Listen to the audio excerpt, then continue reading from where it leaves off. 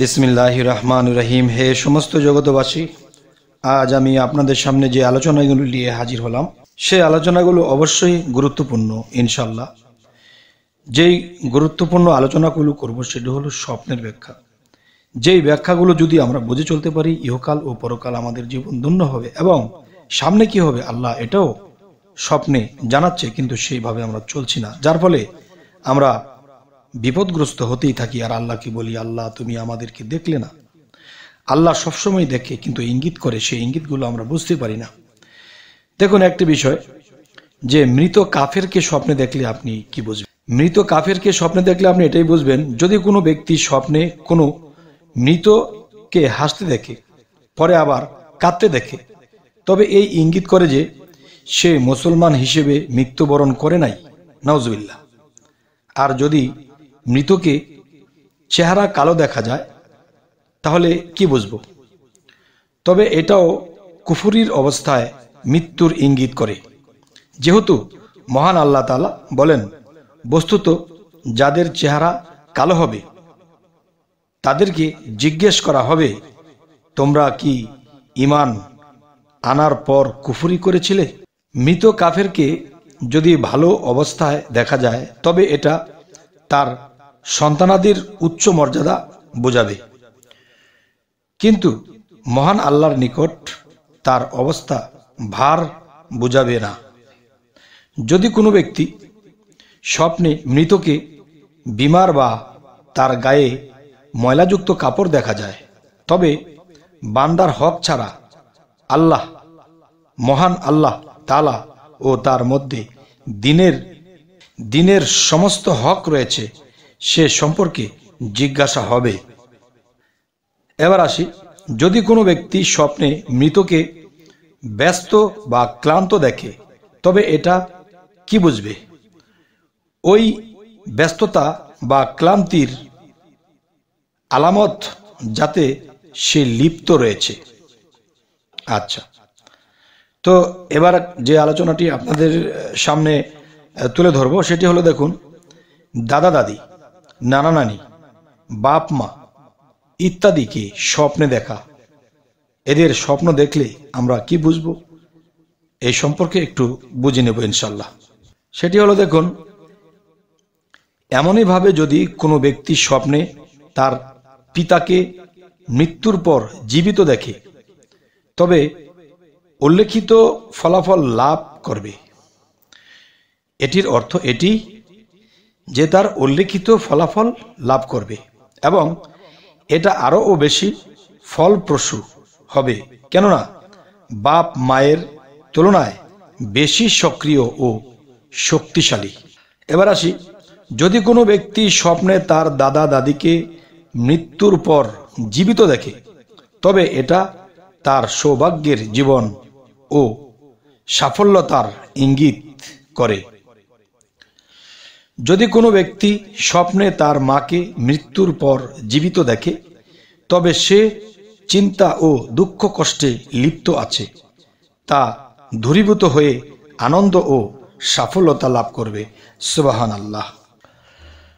এবার আসি, ছেলে মেয়েদেরকে স্বপ্নে দেখা। ছেলে মেয়েদেরকে স্বপ্নে দেখলে এটি কি বোঝাবে?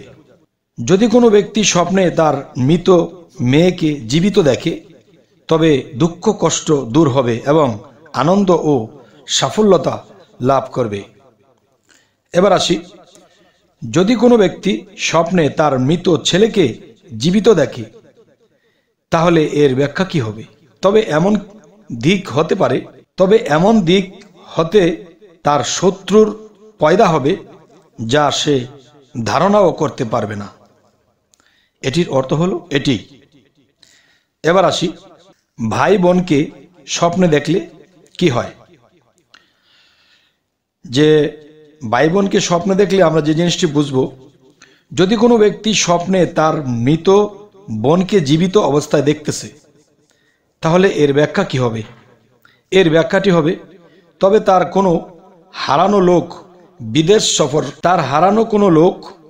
বিদেশ সফর হতে ফিরে আসবে এবং আনন্দ লাভ করবে, যেহেতু মহান আল্লাহ তাআলা বলেন,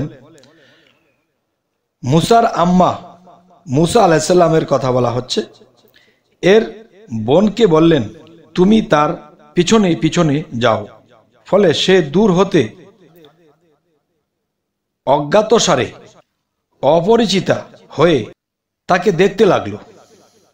এই কথাটি কোথায়? সূরা আল কাসাস আয়াত 11। আচ্ছা, এখানে কথাটি বলছি, যদি কোনো ব্যক্তি তার মৃত ভাইকে জীবিত দেখে তবে দুর্বলতার পর শক্তি অর্জন করবে, যেহেতু মহান আল্লাহ তাআলা বলেন, মুসা আলাইহিস সালাম বলেন, আমার ভাই হারুনকে আমার সাহায্যকারী বানান এবং তার মাধ্যমে আমার কোমর মজবুত করেন এবং তাকে আমার কাজে শরিক করেন। সূরা তোয়াহা আয়াত 30-31। আচ্ছা, এবার আসি মামা খালাদেরকে স্বপ্নে দেখা কি বুঝবো। এটি হলো, দেখুন, যদি কোনো ব্যক্তি স্বপ্নে মহিলাদের কাপড় সাদা দেখে তবে ধর্মীয় বিষয়ে আশা আকাঙ্ক্ষা পূর্ণ হবে। আর যদি কালো দেখে তাহলে কি হবে? তবে গান বাদ্য জাতীয় আশা পূরণ হবে। আর যদি পুরাতন ছেঁড়া ফাটা দেখে তখন কি বোঝার? তবে দরিদ্রতা ও চিন্তা ফিকিরের পতিত হবে। আর যদি ময়লাযুক্ত দেখে তবে গুনাহে লিপ্ত হবে। এবার আসি, যদি কোনো ব্যক্তি স্বপ্নে মৃতকে নিদ্রিত বা ঘুমন্ত দেখে তবে এটা তার পরকালের আরাম আয়েশের প্রতি ইঙ্গিত করে। সুবহানাল্লাহ। এবার আসি, যদি কোনো ব্যক্তি স্বপ্নে মৃত ব্যক্তির সাথে একই বিছানায় নিদ্রা যেতে দেখে তবে সে দীর্ঘজীবী হবে। আলহামদুলিল্লাহ।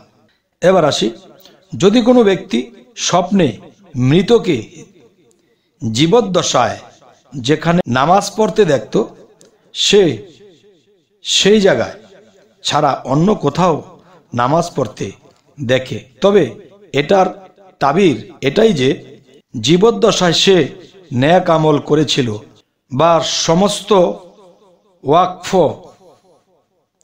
বা দান খয়রাত করেছিল, তার সওয়াব তার নিকট পৌঁছেছে।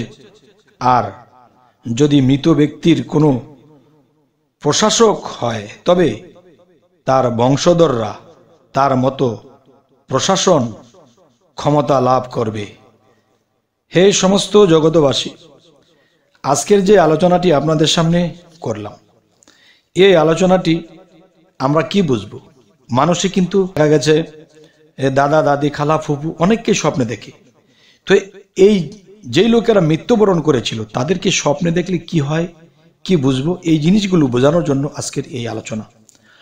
তবে হে সমস্ত জগতবাসী, আজকের যে আলোচনা, এই আলোচনাটি আপনাদের কেমন লাগলো এবং কি ধরনের স্বপ্নের ব্যাখ্যা চাচ্ছেন তাও আমাদেরকে কমেন্টে জানাবেন এবং পরবর্তীতে যেন ভালো আলোচনা নিয়ে আপনাদের সামনে পৌঁছাতে পারি।